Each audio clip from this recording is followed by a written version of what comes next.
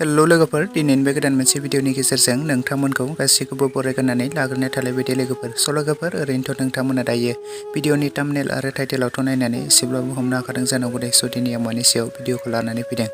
लोगोफोर नोंथांमोना बे भिडिअनि सायाव आबुङै मिथिनो थाखाय भिडिअखौ फार्स्टनिफ्राय लानानै जोबजासे नायलांबाय थायोब्लानो जाबाय लोगोफोर दायो आं नोंथांमोननि सेराव लानानै फैदों मोनसे गोदानै शर्ट मुभिनि सायाव आपडेट लानानै लोगोफोर नोंथांमोना बे शर्ट मुभिखौ गोबाङानो नायखादों आरो नुखादों जानांगौ लोगोफोर बे शर्ट मुभिनि टाइटेल आरो थाम्बनेलनि मुङानो जादों खांखिला गोफार ओमफ्राय लोगोफोर बे शर्ट मुभियावनो जों गाहायै फाव खालामनायखौ नुनो मोनखादों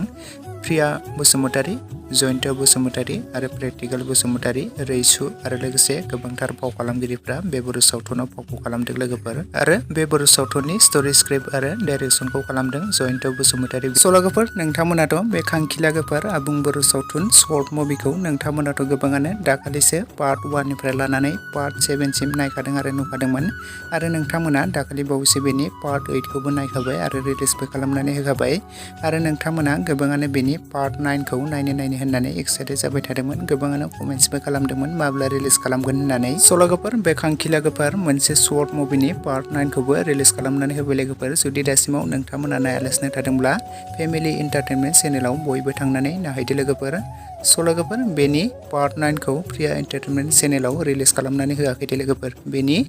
माबाफोर उसुबिदाफोर जादों बे चेनेलाव बिथांमोना बेनिखायनो बे प्रिया एन्टारटेनमेन्ट चेनेलाव रिलिज खालामनानै होआखै लोगोफोर फेमिलि एन्टारटेनमेन्ट चेनेलावसो बेनि पार्ट 9 खौ रिलिज खालामनानै होदों नोंथांमोना सोरबाफोर नायालासिनो थादोंब्ला आरो नुसनाखैब्ला बयबो फेमिलि एन्टारटेनमेन्ट चेनेलाव नायहैदो लोगोफोर आरो बेनि पार्ट 10 खौ नोंथांमोना नायनो थाखाय एक्साइटेड जानानै दं नामा जुदि नोंथांमोना